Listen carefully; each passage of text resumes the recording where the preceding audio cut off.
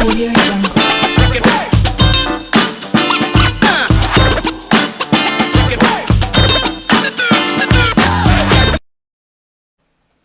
Salut tout le monde, comment va? C'est Lord Vendetta avec vous. J'espère que tout le monde va bien, j'espère que tout le monde passe un merveilleux mercredi. Salut à vous tous la famille. Une autre vidéo statique pour vous. N'oubliez pas que ce soir à 21h heure française, je serai en stream sur le Discord, exclusivement sur le Discord. Donc on va parler 3-4 opportunités. Sur mon UBX ce soir, d'autres opportunités. Donc on va les décortiquer, faire des updates. Faire des analyses techniques sur eux, etc.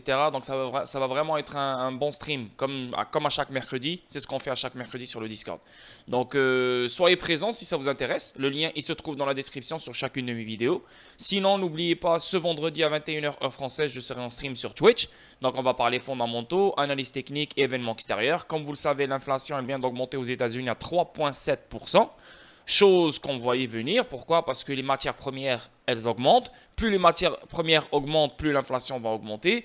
La Fed, elle a perdu sa guerre contre l'inflation. Le 2%, on ne l'aura jamais. L'inflation va faire que augmenter à partir de maintenant. Et vous allez voir, ça va être incroyablement fou.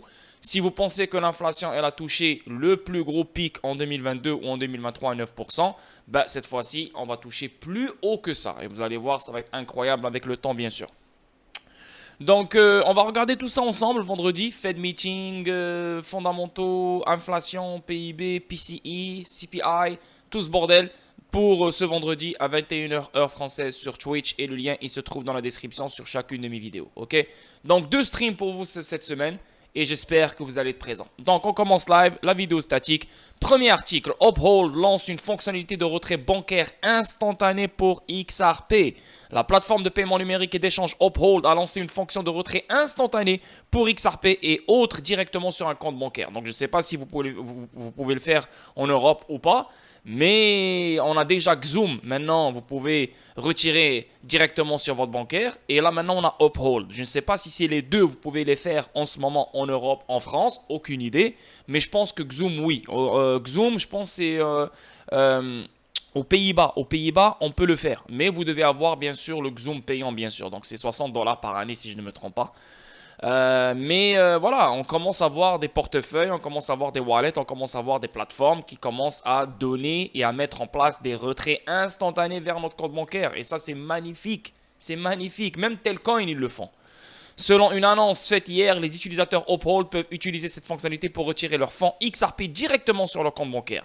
Notre nouvelle fonctionnalité vous permet de transférer instantanément des fonds directement sur votre compte bancaire à l'aide de votre carte de débit. Donc, je ne sais pas si c'est en France ou pas, ou bien c'est seulement aux États-Unis, etc. Mais Uphold, c'est une belle nouvelle ça. Selon l'annonce, le service nouvellement lancé est disponible 24 heures sur 24 et 7 jours sur 7, les utilisateurs étant tenus de payer des frais peu élevés pour les retraits XRP. En plus de ça, Uphold est connecté à Linkto. Donc tu peux, à travers Uphold, tu peux acheter des actions Ripple. Et c'est sûr et certain quand Ripple va partir en bourse, tu pourrais revendre tes actions sur Uphold et retirer l'argent sur ton compte bancaire. Pareil avec XRP. Donc tu peux tout faire avec Uphold. Uphold devient un wallet très très très sérieux ici. Moi je l'aime, je l'ai toujours aimé. Bien sûr je ne l'utilise pas comme Bitrue, comme d'autres échanges. Mais il est là, j'ai mon compte ouvert. Il est là, il est prêt. Et plus ils ajoutent des fonctionnalités comme celle-là, plus je vais l'utiliser, c'est sûr et certain. Maintenant, moi, je suis au Canada, j'ai mon compte bancaire au Canada. Je ne sais pas si on peut le faire à travers Uphold, retirer directement sur le compte bancaire au Canada. Je ne sais pas si on peut le faire aux États-Unis, je ne sais pas si on peut le faire en Europe. Mais si Uphold l'a balancé et l'a fait la nouvelle, ça veut dire que dans un certain pays, on peut retirer directement sur notre compte bancaire. Mais je pense que ça va être les États-Unis, je pense.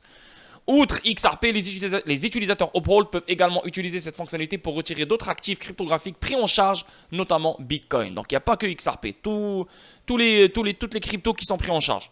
Comment retirer du XRP d'un compte bancaire? Il convient de mentionner que les utilisateurs doivent disposer de la dernière version de l'application Uphold pour commencer à utiliser la fonction de retrait instantané. Uphold a joint un lien YouTube dans le tweet démontrant le fonctionnement de la fonction de retrait instantané. Les utilisateurs devront cliquer sur le bouton Transact de l'application Uphold pour commencer. Sélectionnez Source sur l'écran suivant et choisissez XRP dans le menu Mon compte. Cliquez sur Sélectionner la destination sur l'écran suivant. Sous Mes cartes, vous pouvez sélectionner la carte de débit avec laquelle vous souhaitez retirer vos fonds XRP. Ajoutez une nouvelle carte de débit en utilisant le signe plus si vous n'en avez pas encore joint. Donc là, ici, il te montre comment... Ah, voilà, résident aux États-Unis et au Royaume-Uni. Donc là, en France, pas encore. En Europe, pas encore. Au Canada, pas encore. En Afrique, pas encore. En Asie, pas encore. C'est seulement les États-Unis et bien sûr au Royaume-Uni.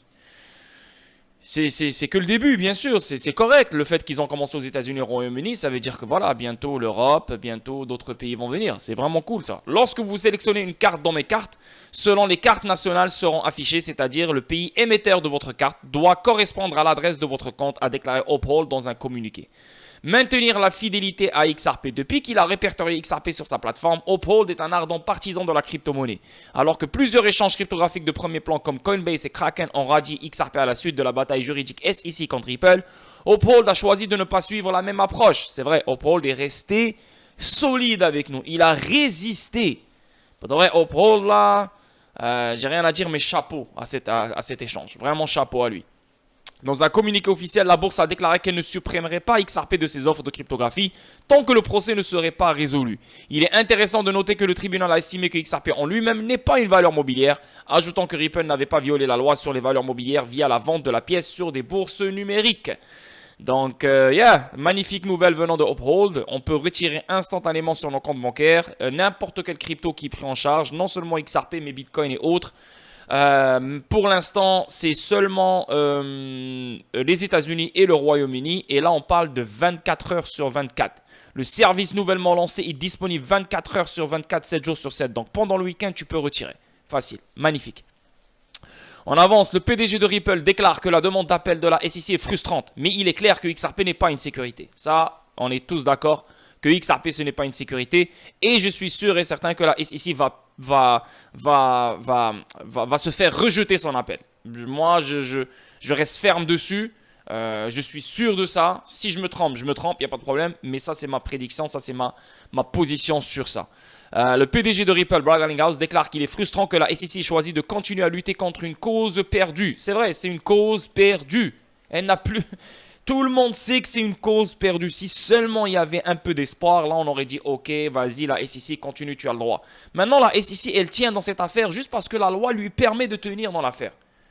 Et quand je dis que la loi lui permet de tenir dans l'affaire, c'est parce que la loi lui donne accès à certains trucs comme le DPP, comme le secret de l'avocat professionnel, comme les appels interlocutoires. Mais Ripple n'a rien fait dans tout ça. Elle n'a jamais utilisé le DPP, elle n'a jamais utilisé le secret d'avocat, elle n'a jamais utilisé l'appel interlocutoire.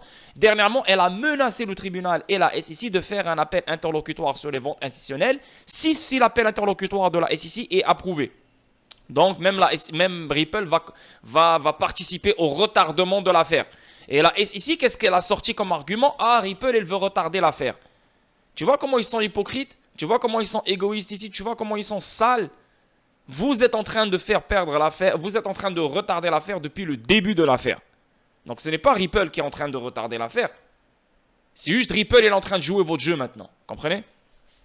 Le PDG de Ripple, Brad Garlinghouse, a publié de nouveaux commentaires sur Bloomberg concernant la lutte juridique en cours entre la société blockchain et la SEC américaine. La SEC demande un appel interlocutoire, rappelant que le tribunal a rendu la décision de jugement sommaire très attendue le 13 juillet. Comme indiqué, le tribunal a conclu que les ventes de XRP de Ripple à des investisseurs institutionnels étaient des contrats d'investissement. Et ça, Ripple, si elle veut vraiment faire un appel dessus, elle pourrait le gagner. Mais Ripple, elle a dit elle-même, David Schwartz, il a dit lui-même, il a dit yo, même si on a perdu ce volet-là, ça ne va pas nous empêcher à continuer à vendre ODL et les institutions financières vont continuer à acheter du XRP. C'est pas ça qui va nous bloquer, c'est pas ça qui va bloquer les choses. Donc on s'en fout, même si on l'a perdu. Mais le plus important ici, c'est que XRP n'est pas une sécurité. Mais vu que la SEC veut faire un appel et vu que la juge, genre, pourrait, façon de parler, approuver l'appel interlocutoire de la SEC, ben Ripple, elle s'est dit, ok, vous voulez faire ça? Allez, go, moi aussi je vais faire un appel sur les ventes institutionnelles. Tu vois? Mais Ripple, elle a plus d'arguments et plus de preuves pour faire revenir la juge sur sa décision que la SEC pour faire revenir la juge sur sa décision sur les ventes programmatiques. Tu comprends? Il est intéressant de noter que le tribunal a statué que la vente programmatique de XRP et d'autres distributions par Ripple n'étaient pas des titres. Le tribunal a également déclaré que le XRP en lui-même n'est pas une sécurité. Cependant, la SEC a rejeté la décision concernant la vente programmatique de XRP et d'autres distributions par Ripple. En conséquence, elle a demandé au tribunal de certifier un appel interlocutoire visant à contester la décision. Donc là maintenant, la juge, elle vient de donner la requête à la SEC de travailler sur un appel interlocutoire. Mais l'appel interlocutoire n'est pas encore approuvé. Il n'y a rien d'approuvé encore. Tu comprends? Il faut des preuves, il faut des arguments, il faut des trucs vraiment, vraiment sérieux pour se dire, ok, ça mérite qu'on te donne l'accès à un appel interlocutoire. Mais sinon, un appel interlocutoire ne va pas se faire juste pour se faire, sinon on va retarder le procès pour rien. Tu comprends? Garlinghouse dit que c'est frustrant. Commentant sa réaction à la demande d'appel interlocutoire de la SEC, Garlinghouse a déclaré qu'il était frustrant que le régulateur ait choisi de continuer à lutter contre une cause perdue. D'un côté, il est frustrant d'avoir un gouvernement qui dispose de ressources illimitées pour continuer à mener un combat qu'il a déjà perdu. C'est vrai, tu as perdu un combat, mais tu continues à payer des avocats parce que tu continues à recevoir de l'argent d'une façon illimitée. Et c'est pour ça que la SEC va toujours gagner. C'est pour ça... Je ne suis pas en train de dire contre Ripple, mais c'est pour ça que la SEC va toujours gagner la plupart du temps contre plein d'entreprises. Pourquoi? Parce qu'elle a de l'argent illimité. Mais les entreprises, ils ont de l'argent limité à un moment donné. À un moment donné, c'est fini, tu ne peux plus aller loin. Donc, tu dis, ok, la SEC, qu'est-ce que tu veux qu'on fasse? La SEC va te dire, tiens, c'est elle qui gère, c'est elle qui t'intimide, c'est elle qui met la pression, c'est elle qui dirige. Parce qu'elle a beaucoup d'argent, toi, tu n'as pas beaucoup d'argent. Mais là, celle-là, c'est le contraire. Ripple a beaucoup d'argent et elle est prête à aller plus loin avec la SEC. 200 millions de dollars qui a été gaspillé dans l'affaire juridique juste par Ripple. Tu vois? D'un côté, il est frustrant d'avoir un gouvernement qui dispose de ressources illimitées pour continuer à mener un combat qu'il a déjà perdu, a déclaré Garlinghouse dans une interview accordée aujourd'hui à Bloomberg Television. Il a révélé que Ripple avait déjà dépensé plus de 100 millions de dollars pour défendre le dossier de la SEC, ajoutant que la société était optimiste. Le PDG de Ripple déclare qu'il est clair que XRP n'est pas une sécurité. Ça, nous aussi, on est clair sur ça. Notamment, Garlinghouse a déclaré que le tribunal avait déjà précisé que XRP n'était pas une sécurité. Le PDG de Ripple a souligné que la SEC ne cherchait pas à faire appel de la décision concernant le statut de non-sécurité de XRP. Voilà. Donc là, maintenant, Brad Garlinghouse, il a mis ça au clair. Parce qu'à un moment donné, vous vous rappelez, dans mes vidéos statiques, il y avait une confusion. On dirait que c'était deux appels. La vente programmatique et la vente programmatique, l'appel sur les ventes programmatiques et l'appel sur la nature de XRP. Brad Garlinghouse, il vient de le confirmer. La SEC ne va pas faire un appel sur la nature de XRP. Donc là, c'est un seul appel qui est les ventes programmatiques. Là, on a mis les choses au clair. Le juge a déjà dit très clairement que XRP n'est pas une sécurité. Ce qu'ils ont demandé au tribunal, l'autorisation de faire appel, n'est pas réellement de savoir si XRP est une valeur mobilière. L'appel porte sur la question de savoir si, dans certaines circonstances, une transaction sera un contrat d'investissement. Donc la transaction dans les ventes programmatiques, est-ce que cette transaction rend XRP une sécurité dans cette transaction qui a rapport avec les ventes programmatiques? Non. Pourquoi? Parce qu'il n'y a aucun contrat d'investissement entre Ripple et les acheteurs de XRP dans ces ventes programmatiques. Comprenez? C'est pour ça que la SEC va perdre cet appel interlocutoire. Cet appel interlocutoire va être rejeté. Elle n'a aucune preuve. Il n'y a aucune preuve, même si elle va se dire, ouais, j'ai des preuves, tes preuves ne servent à rien. Pourquoi? Parce qu'il n'y a rien qui connecte Ripple et les acheteurs de XRP dans ces ventes programmatiques. En outre, Garlinghouse a réitéré qu'il était très optimiste car la loi et les faits soutiennent la défense de l'entreprise. Je suis très optimiste, les faits sont de notre côté et la loi est de notre côté. 80% des embauches Ripple en 2023 se feront en dehors des États-Unis. Pendant ce temps, Garlinghouse a souligné que 80% des embauches de Ripple se feront en dehors des États-Unis cette année. La décision de Ripple d'embaucher du personnel clé en dehors des États-Unis pourrait être due à l'incertitude réglementaire dans le pays. Au cours de l'interview, Garlinghouse a souligné que les gouvernements de juridictions comme Singapour, Dubaï, Hong Kong et le Royaume-Uni s'associent à l'industrie de la cryptographie et font preuve de leadership. C'est vrai, comparé aux États-Unis, d'autres pays sont plus ouvertes et plus accommodantes que les États-Unis. Mais il y a un règlement qui s'en vient aux États-Unis. Je vous le dis, je vous le répète, les États-Unis ne vont pas laisser cette technologie partir et sortir de son territoire. Pour que les États-Unis perdent cette guerre digitale, etc. Les États-Unis, n'oubliez pas, c'est eux les premiers. C'est eux qui ont mis tout ça en place. Que ce soit le Bitcoin, que ce soit toute cette quatrième révolution industrielle. C'est les États-Unis, c'est la NSA. Ok? Donc le monde entier est en train de rattraper le temps perdu. Le monde entier est en train de rattraper les États-Unis en fait. Les États-Unis sont en avance, c'est eux qui ont mis tout ça. C'est eux qui ont créé la technologie. Tu comprends? Maintenant, les régulateurs, bien sûr, les régulateurs des Américains sont beaucoup plus merdiques que les régulateurs de d'autres pays, tu vois. Mais c'est fait exprès, On retarde, pendant que le monde entier il est en train de se mettre au même niveau que nous. Et une fois que le monde entier va être mis dans le même niveau, là, on va lâcher l'innovation. Là, on va débloquer l'innovation. Là, on va faire ce qu'on veut faire. Tu comprends? Parce que tout le monde va être sur le même level playing field. Regardez juste avec les États-Unis. FedNow. FedNow est déjà modernisé comparé à d'autres pays. Les autres pays sont encore loin à moderniser leur système de paiement domestique. Tu vois, les États-Unis sont très loin, même si on ne le voit pas. On avance 54 millions de dollars en XRP, Bitcoin et Ethereum. Voilà à CoinEx lors d'un piratage récent. Rappelez-vous que hier, je vous ai fait une vidéo statique et on a vu FTX qui va vendre 119 millions de dollars en XRP. Elle va vendre je ne sais pas combien de millions de dollars en Bitcoin parce qu'elle est en faillite, donc elle doit vendre ses avoirs. Je ne sais pas si elle va les vendre directement dans le marché secondaire ou elle va les vendre à quelqu'un directement comme Justin Sun. Justin Sun, le gars qui est derrière Tron, il a demandé à FTX d'acheter ses avoirs. Donc si quelqu'un les achète directement des FTX, bien sûr, ça ne va pas être dompé dans le marché secondaire, donc il n'y aura pas un impact négatif sur les prix qu'on a maintenant. Mais si ça se dompe dans le marché dans le marché secondaire, ben, attendez-vous un putain de dump. Ça, c'est numéro 1, FTX. Maintenant, on a un autre problème. Le lendemain, on a CoinEx qui s'est fait pirater. Et là, on parle de 54 millions de dollars en XRP et je ne sais pas combien de millions de dollars en Bitcoin aussi. Okay? Tel que XRP, Ethereum et Bitcoin à hauteur de 54 millions de dollars. Donc 54 millions de dollars pour les trois.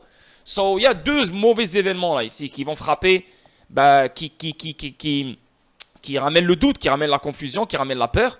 Comme quoi, tout cet argent-là sera dompé dans le marché secondaire. Donc forcément, on aura des prix plus bas pour les altcoins et pour le Bitcoin. Hey, qu'est-ce que je vous ai dit hier? Le Bitcoin s'en va vers le 20 000, s'en va vers le 22 000, s'en va vers le 18 000, le 15 000, peut-être même le 12 000, le 13 000, le 14 000. Il s'en va vers cette zone de valeur. Donc, pour aller à cette zone de valeur rapidement, etc., il faut des événements qui vont accompagner cette chute.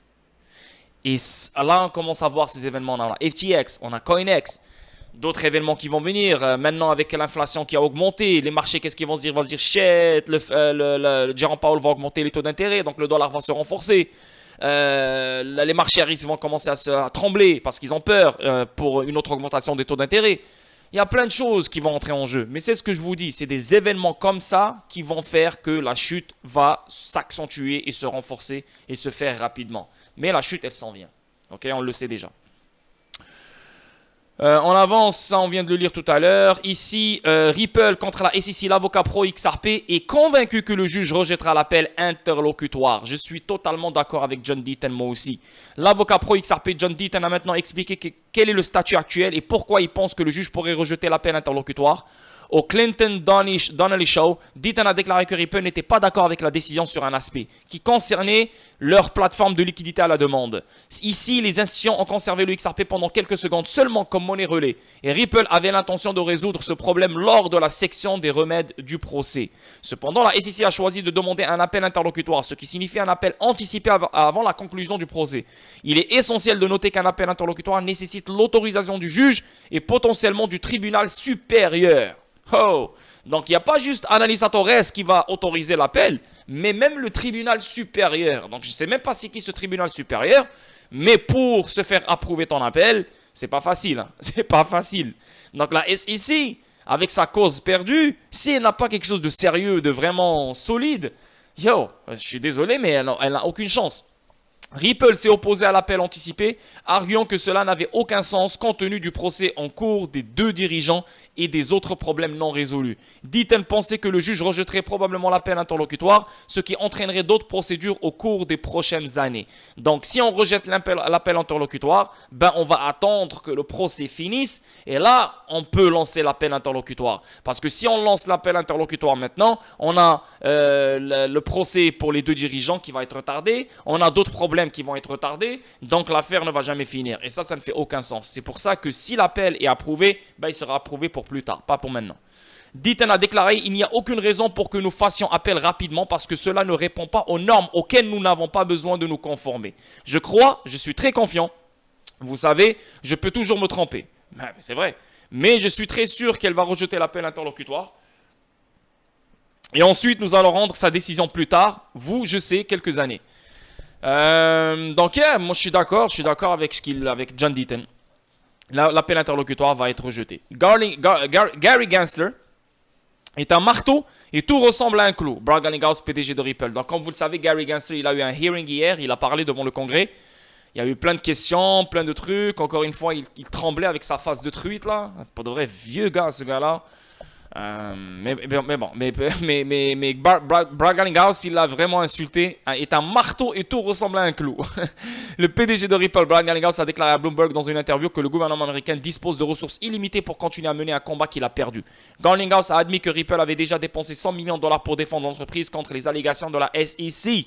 Donc on l'a lu tout à l'heure, on va pas commencer à le relire encore. Mais Gary Gensler est un marteau et tout ressemble à un clou. C'est vrai, parce qu'il ne fait aucune différence. Et lui, mec, pour lui, toute la crypto est un scam, toute la crypto est une arnaque, toute la crypto c'est de la merde, toute la crypto est un titre. Donc, fuck tout le monde.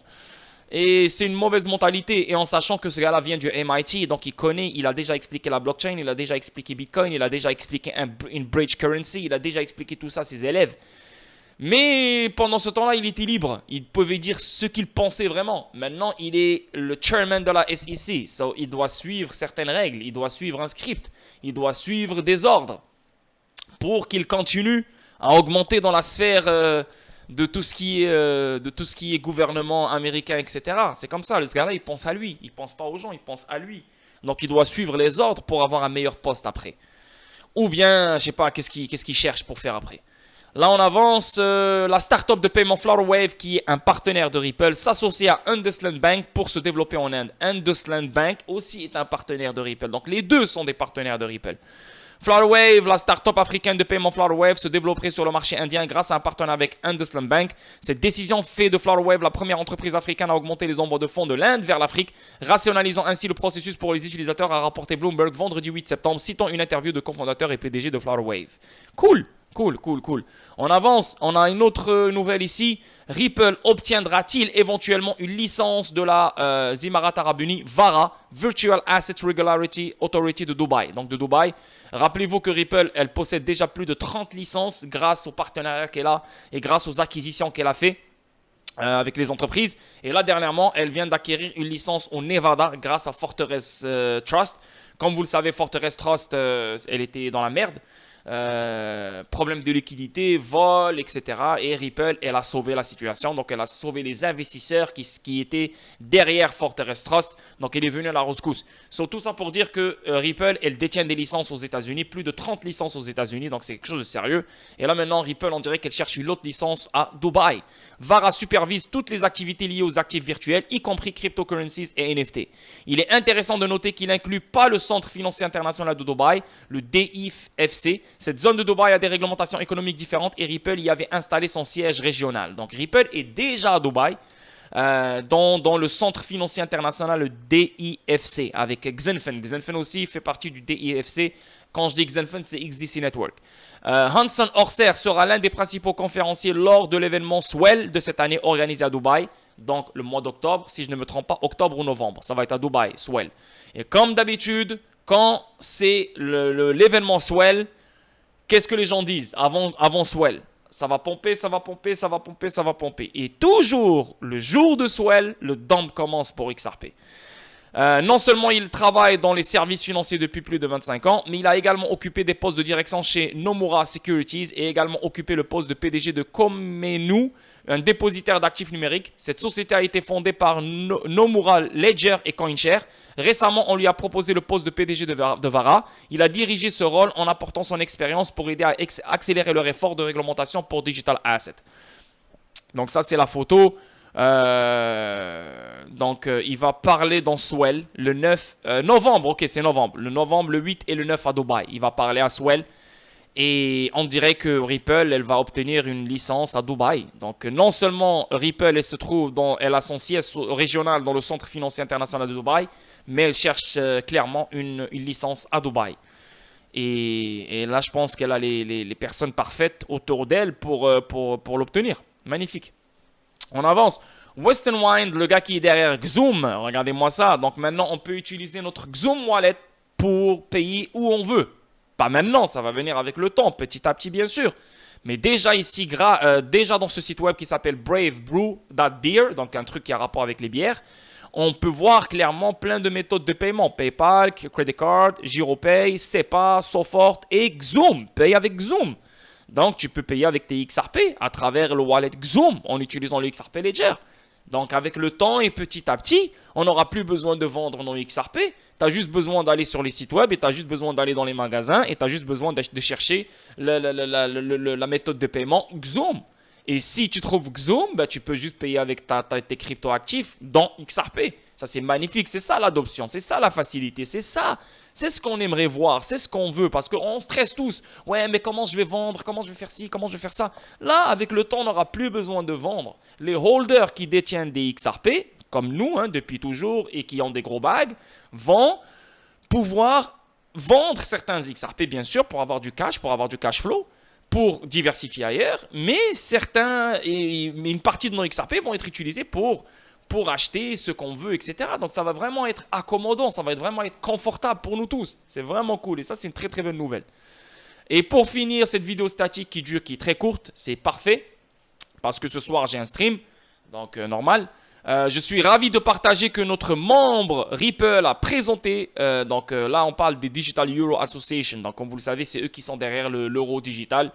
Je suis ravi de partager que notre membre Ripple a présenté paiement transfrontalier avec CBDC. Donc dans la conférence CBDC, ils ont souligné l'importance de la fonctionnalité transfrontalière CBDC. Restez à l'écoute pour plus. Ben oui, on a Anthony Walfair qui parle... qui s'occupe des CBDC, qui est toujours dans la Digital Euro Association, toujours en train de faire des va-et-vient avec eux. Et en plus, j'ai une folle vidéo qui a rapport avec la Digital Euro Association. Et on voit Anthony Walfair qui explique les CBDC et l'importance de la fonctionnalité transfrontalière des CBDC. Donc les gars, Digital Pound Foundation, Digital Dollar Project et Digital Euro Association, les trois derrière eux se trouvent Ripple. Donc voilà, une très très bonne nouvelle et une belle vidéo, courte vidéo. J'espère que vous allez aimer les boys. N'oubliez pas que ce soir sur le Discord, je serai en stream. Donc si vous intéresse, venez dans le stream. Venez dans le Discord. Le lien, il se trouve dans la description sur chacune de mes vidéos. Sinon, vendredi à 21h en français sur Twitch, on va parler inflation, fondamentaux, Fed meeting, etc. Donc ça va vraiment être cool. Le lien, il se trouve dans la description sur chacune de mes vidéos. Sinon les boys, je vous dis prenez soin de vous. Merci pour les likes, merci pour les commentaires, merci pour les visionnements. Et on se capte demain pour une autre vidéo statique. Ciao tout le monde. Peace.